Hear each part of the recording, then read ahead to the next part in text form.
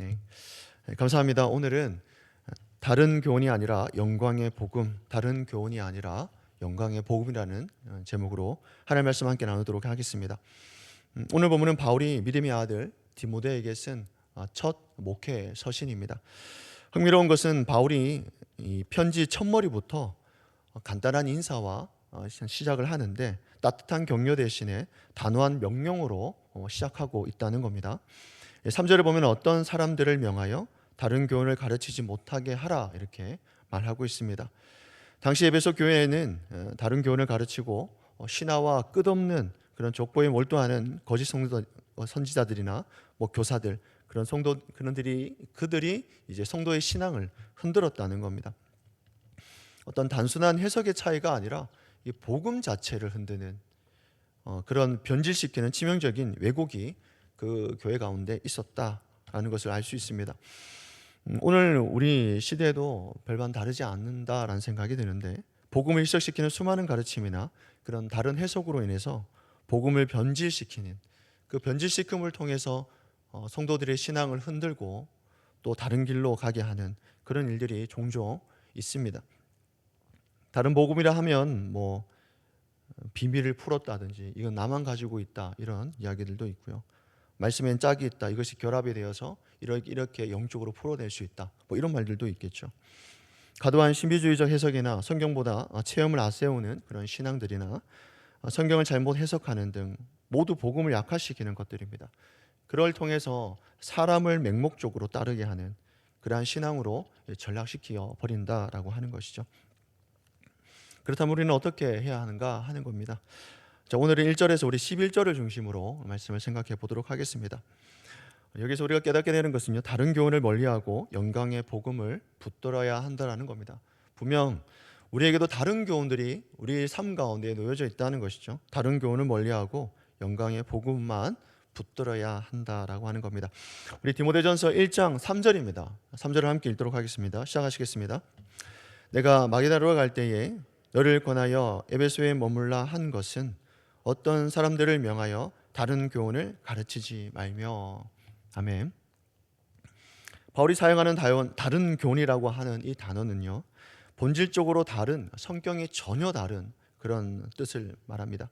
단순히 강조점이 다르거나 부차적인 해석의 차이가 아니라 복음 자체를 변질시키는 그러한 가르침을 의미합니다. 근데 성경을 읽다 보면 조금 이상한 점을 발견하게 되는데 4절을 보게 되니까 신화와 끝없는 족보에 몰두하지 말며 이렇게 말하고 있습니다. 그렇게 말하면서 7절을 보면 율법의 선생이 되려 하나 자기가 말하는 것이나 자기가 확정하는 것도 깨닫지 못하는다라고 이렇게 말합니다. 분명 다른 교훈과 끝없는 족보에 대한 어떤 이야기를 하다가 7절에서는 율법에 대한 이야기로 나오는 것이죠. 자, 이 율법에 대한 이야기가 나오니까 이 전개 방식 자체가 조금 이렇게 문장 자체가 좀 이상하다, 구조가 이상하다 이렇게 느끼는 경우가 있습니다. 그래서 이 부분들을 좀 주석가들이 하는 말들 제가 좀 찾아봤는데 이렇게 얘기합니다. 에베소 교회의 거짓 교사들이 율법을 잘못 사용했기 때문에 이제 이러한 일들이 일어나게 되었다라고 하는 것이죠. 즉 신화와 족보 이야기가 뜬금없이 나오는 것이 아니라 율법을 오용하면서 나온 산물이라고 하는 겁니다. 그러니까 거짓 교사들은 성경의 족보를 억지로 풀어서 끝없는 이야기로 만들어 버린 것이고 헬라 그 당시에 헬라의 신화가 있었지 않겠습니까? 그것을 성경으로 가지고 와서 잘못 좀 섞어서 이제 어떤 성경을 다르게 해석한다든지 그래서 좀 신앙을 변질시키는 그렇게 했다는 겁니다. 그리고 이런 경우는 성도를 세우지 못했고 또 믿음을 흔들게 만드는 일을 만들게 된 것이죠. 우리도 이와 같은 상황에 분명 놓일 수 있습니다. 성도의 삶 가운데도 분명 이런 상황들과 다른 교훈들 마주할 수 있지 않겠습니까? 어떤 사람들은 성경을 마치 이렇게 암호처럼 다루면서 이 말씀 속에 숨겨진 비밀이 있다. 내가 그것을 풀었다라고 주장을 합니다. 말씀을 은혜의 복음으로 보지 않고 신비한 암호로 해석하는 순간 그 성도들은 복음이 아니라 누구를 따라가게 될까요? 그 해석하는 그 사람들을 되게 신격화해서 따르게 되는 일이 발생하게 된다는 것이죠. 자, 이것은 에베소 교회의 거짓 교사들이 족보를 억지로 풀어서 신비한 전승을 만드는 것과 또 같은 맥락입니다. 성도들은 말씀보다 사람의 지혜나 그리고 해석자를 숭배하게 되는 그런 결과를 초래하게 된다는 것이죠. 그리고 또 흔히 성경은 짝이 있다 이런 말도 많이 들어보셨지 않습니까? 성경에는 짝이 있다 말하면서 전혀 이 무관한 구절들을 억지로 엮어서 그 새로운 교리를 만들기도 하죠. 또 본래 성경의 문맥과는 전혀 상관없는 그런 상관없는 해석을 내세워서 우리가 가지고 있는 이 은혜의 복음을 완전히 훼손시켜 버리는 경우가 있습니다. 말씀을 은혜의 길잡이가 아니라 인간의 상상력을 증명하는 자료로 만드는 것이죠. 그래서 이 성경이 더 이상 생명의 말씀을 읽히지 않고 그 해석자의 상상력에 따라서 복음이 희석됩니다. 우리가 잘 알고 있는 것처럼 제이미스의 정명석 같은 사람들이나 또 신천지 이만희 같은 그런 인물들 아니겠습니까? 또 이런 경우도 있습니다. 나는 이런 환상을 보았다. 나는 이런 음성을 들었다. 계시를 받았다. 이런 것도 많이 있지 않습니까? 체험을 절대화하는 경우가 있습니다. 그러니까 체험 자체가 잘못된 것은 아니지만 이 체험이 성경보다 앞서면 신앙의 기준이 흔들려 버린다는 겁니다. 내가 받은 신앙, 그래서 받았던 말씀들 받았다 이래서 그게 하나의 어떤 기준이 되고 자기가 마음대로 질서가 되는 것이죠. 결국 말씀은 뒷전이 되고 성도들은 체험을 쫓아서 신비주의적인 신앙에 빠지게 된다는 겁니다. 성경의 복음이 희미해지고 감정과 경험에 좌지우지되는 그런 불안한 신앙관을 가지게 된다라고 하는 것이죠. 사도 바울은 거짓 교사들이 율법을 사용하지만 정작 율법의 본래의 목적을 알지 못한다고 비판을 하고 있습니다. 그러면서 사도 바울이 8절에서 이렇게 말하고 있습니다. 제가 읽어드리면 그러나 율법은 사람이 그것을 적복하게 쓰면 선한 것임을 우리는 아노라 이렇게 말합니다. 여기서 선하다는 이 단어는 단순히 착하다라고 하는 뜻이 아닙니다. 아름답고 유익하며 본래의 목적에 맞는 상태 이런 말을 합니다.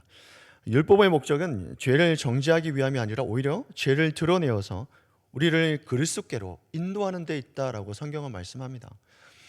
율법이 하는 일이죠. 우리의 죄를 정죄하기보다는 오히려 그것을 드러내음을 통해서 우리를 그리스도께로 인도한다는 겁니다. 로마 3장 20절에 보게 되면 그러므로 율법의 행위로 그의 앞에 의롭다 하심을 얻을 육체가 없나니 율법으로는 죄를 깨달음이니라. 그리고 갈라디아서 3장 24절에도 이와 같이 율법이 우리를 그리스도께로 인도하는 초등 교서가 되어 우리로 하여금 믿음으로 말미암아 의롭다함을 얻게 하려 함이라. 아멘. 율법의 역할인 것이죠. 그러나 이 거짓 교사들이 이 율법을 자기의 의의 도구로 사용합니다. 자기를 세우기 위해서 이 도구를 삼았다는 겁니다. 그래서 신앙의 은혜가 아니라 짐이 되게 하고 복음의 자유가 아니라 정죄와 부담을 주게 된 것이죠. 오늘날도 똑같지 않습니까? 이단들이 하는 행위가 뭡니까? 복음을 자유를 주는 것이 아니라 자기들이 가진 교리로 인해서 성도를 억압합니다. 그들을 정죄하고 부담을 가지게 하죠. 예를 들면 전도 많이 해오지 않으면 신천지 같은 경우에는 돈을 얼마 내라고 얘기하죠.